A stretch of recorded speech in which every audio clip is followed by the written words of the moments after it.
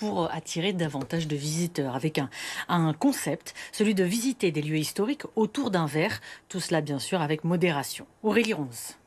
Tout commence devant l'Office du tourisme, une ancienne gare de tramway avec une vue imprenable sur Saint-Paul-de-Vence.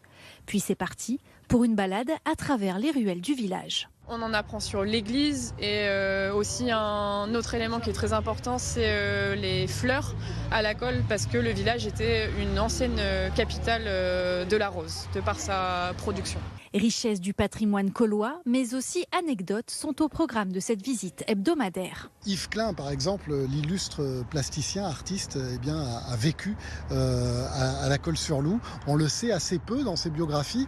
Sa maman Marie Raymond avait une maison à la Colle-sur-Loup qui appartient toujours à la famille. Et Yves Klein est enterré dans le cimetière communal de la Colle-sur-Loup. Après 1 heure, les participants sont séduits. On a découvert, grâce à cette visite guidée, plein de choses devant lesquelles on passait tous les jours sans les remarquer.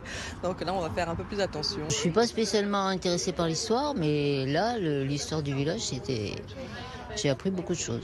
L'histoire, ça change un peu du tourisme de base, je veux dire. Une formule à 5 € par personne qui se termine par un apéro, à consommer bien sûr avec modération. Quand on va au ski, de temps en temps, on a le vin chaud à l'arrivée des pistes.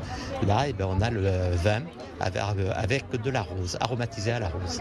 Durant l'automne, le concept de ces visites reste inchangé à une exception près. L'apéro sera remplacé par un thé à la rose.